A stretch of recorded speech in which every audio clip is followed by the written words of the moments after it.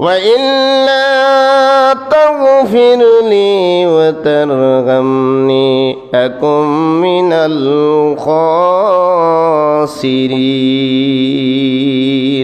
নূহ আলাইহিস সালাম বললেন, আল্লাহ আপনি যদি আমাকে ক্ষমা না করেন, আপনি যদি আমার অপরাধ মার্জনা না করেন, আপনি তো ক্ষমাশীল, অত্যন্ত দয়ার অধিকারী। তামাম পৃথিবীর মাখলুকাতের জন্য আপনার যেই পরিমাণ দয়া, একটা সন্তানের জন্য মায়ের দয়া এর তুলনা কিছু নয়। আল্লাহ আপনি আপনার কাছে আমি কি চাই?